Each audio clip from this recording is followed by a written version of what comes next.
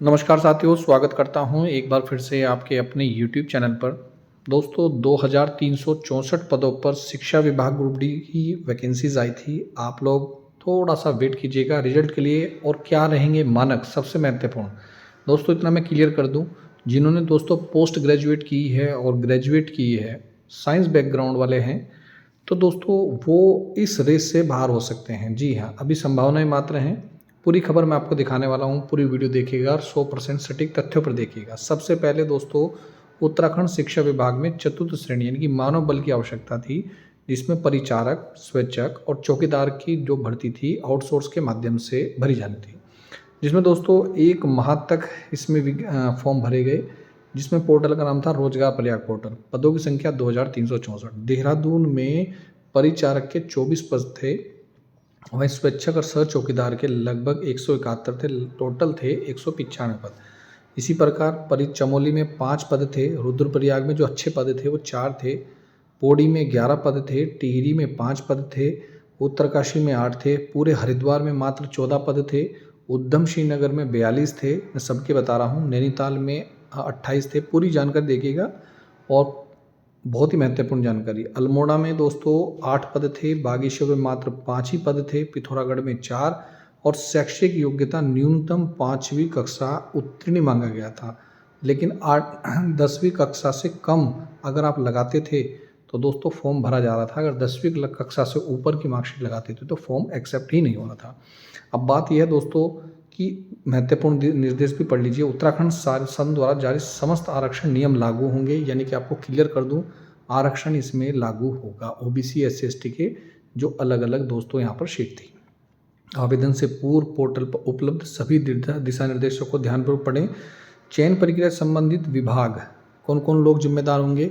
एक तो संबंधित विभाग होगा, नियोजक के नियम होंगे और शर्तों के अधीन होंगे।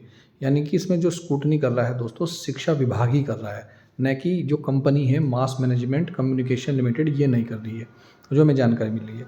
दूसरा दोस्तों, अभ्यर्थियों के चयन प्रयाग पोर्टल के द्वारा प्रदत्त सूची और विभाग के नियमानुसार किया जाएगा, यानी कि आपकी वह ऑफिशियल वेबसाइट पे आ जाएगा। अभ्यर्थी अपने मूल निवास जनपद में आवेदन ही करें, यानी कि अगर आपने अपने मूल निवास जनपद में आवेदन नहीं किया, कहीं और से किया है, तो आपका फॉर्म क्या हो सकता है, रिजेक्ट हो सकता है। सेवा प्रदाता द्वारा किसी भी प्रकार का आवेदन शुल्क सिक्योरिटी मनी अभ्यर्थी से नहीं ली जाएगी। रोजगार प्रयाग पोर्टल से संबंधित किसी भी तकनीक के लिए यहाँ पर आपको नंबर भी दिए गए थे, अधिकृत प्रतिनिधि हैं, इन पर दोस्तों हमने कॉल की और हमने जानकारी ली कि भाई साहब ये अब तक रिजल्ट नहीं आया और रिजल्ट के क्या मानक रहेंगे। तो दोस्तों जो हमें जानकारी मिली है, आगे देखिएगा। उन्होंने दोस्तों हमें खुलकर नहीं बताया, पर इतना जरूर बताया और उससे हम अंदेशा लगा सकते हैं कि जितने भी हायर एजुकेशन क्वालिफिकेशन लगाई है और प्रयाग पोर्टल पर, उनका फॉर्म रिजेक्ट हो सकता है। नंबर 1, अगर उन्होंने छिपाई भी है प्रयाग पोर्टल पर, लगा दी, बस 5वीं की मार्कशीट लगा दी, 8वीं की मार्कशीट लगा दी, और रोजगार कार्यालय का जो प्रमाण पत्र है उसमें तो एजुकेशन उनकी हायर एजुकेशन क्वालिफिकेशन है, तो भी दोस्तों फॉर्म उनका क्या हो सकता है, रिजेक्ट हो सकता है। दो बहुत महत्वपूर्ण जानकारी दे रहा हूँ। तीसरा दोस्तों, रिजल्ट देखिएगा दोस्तों, पूरी यहाँ पर देखिए। सबसे पहले आज ही की खबर है, उत्तराखंड शिक्षा विभाग में 2304 श्रेणी पदों पर भर्ती, मंत्री जी का सख्त निर्देश है। उत्तराखंड विद्यालय शिक्षा विभाग में चतुर्थ श्रेणी कर्मचारियों की भर्ती प्रक्रिया लंबे समय से अटकी हुई है, केवल देहरादून की नहीं, पूरे ऑल ओवर उत्तराखंड की। हालांकि आवेदन प्रक्रिया पूरी हो चुकी है, स्क्रूटनी आगे की चयन प्रक्रिया नहीं बढ़ पाई थी। अब शिक्षा मंत्री ने दोस्तों जल्द से जल्द भरने के सख्त निर्देश दिए हैं। यहाँ पर मैं आपको बता दूं, कमी के कारण, कर्मचारियों की कमी के कारण कामकाज बहुत प्रभावित हो रहा है। सफाई, चौकीदारी और परिचारक का कार्य, रिकॉर्ड रख रखाव जैसे जरूरी काम ठप पड़े हैं। कई स्कूलों में शिक्षकों को इन अतिरिक्त जिम्मेदारी को भी निभाना पड़ रहा है। अब इनको आउटसोर्स के जरिए भरना है। भारी विभाग जो यहाँ पे देखिए, आवेदन विभाग ने व्यक्तियों को भरने के लिए आउटसोर्स व्यवस्था अपनाई थी, जैसा कि मैं आपको बता रहा हूँ। 70,000 आवेदन प्राप्त हुए और यानी कि एक पद के लिए औसतन 25 से 30 अभ्यर्थी दोस्तों प्रतिस्पर्धा कर रहे हैं।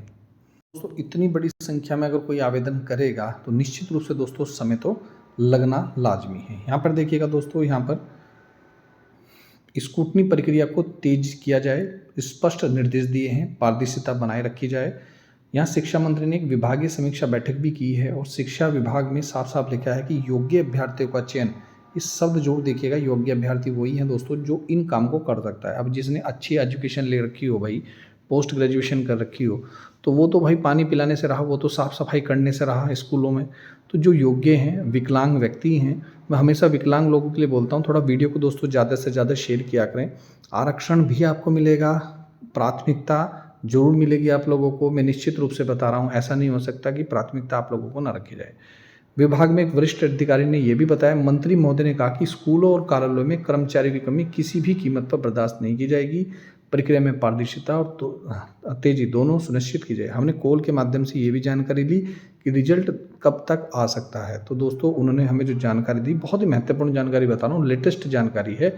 वो तो मैं दोस्तों प्राइवेसी कारण आपको रिकॉर्डिंग नहीं सुना सकता, नहीं तो मेरी बात हुई है उनसे, तो उन्होंने कहा कि इसी महीने रिजल्ट आ जाएगा।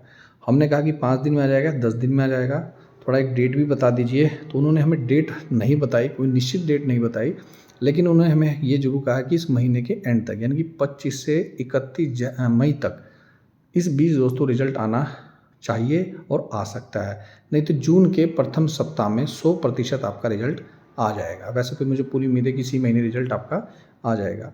और सबसे बड़ी माथापच्ची दोस्तों इसमें क्या है कि चपरासी पद के लिए एक ही पद पर 30 आवेदन आ रखे हैं, वर्षों से खाली पड़े पद हैं। इसमें जो MBA पास स्टूडेंट हैं उन लोगों ने भी दोस्तों इसमें फॉर्म भरा हुआ है। अब हायर एजुकेशन प्राप्त होने के बाद भी अगर आप चपरासी का फॉर्म भरोगे तो उन लोगों का दोस्तों कहीं ना कहीं हक मारा जाएगा जो वास्तविकता में इसके लायक हैं और नौकरी करना चाहते हैं।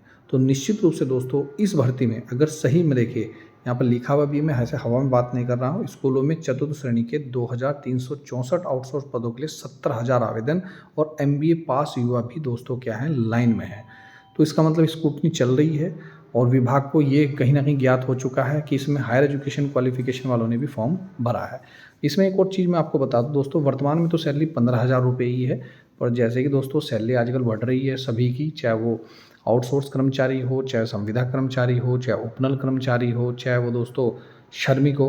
तो मुझे उम्मीद है दोस्तों इसमें सैलरी भी जल्दी से जल्द बढ़ सकती है, यानी कि सैलरी आपकी बढ़कर 15,000 से 20,000 के बीच आपकी कुछ भी हो सकती है। ये भी मैं आपको बता दूं, सबसे ज़्यादा जो सीट वाला ज़िला है पौड़ी 340, और सबसे ज़्यादा फॉर्म भी यहीं पर पड़े हैं। परिचालक के पदों की संख्या मैंने आपको बता दी, कहाँ कितने पद हैं। योग्यता 5वीं पास है, तो जिस भी भाई ने लगभग 10th किया है और 10th क्लास पे रोजगार कार्यालय में प्रमाण पत्र बनाया है और 10th क्लास पे दोस्तों 10th क्लास से कम पर यहाँ पर इन्होंने फॉर्म भरा है, और तो निश्चित रूप से उसका सिलेक्शन होगा। और यदि उसने एक्सपीरियंस सर्टिफिकेट भी लगाया, पहले वो काम करता था सफाई का ग्रुप D वाला, तो भाई साहब निश्चित रूप से सिलेक्शन होगा।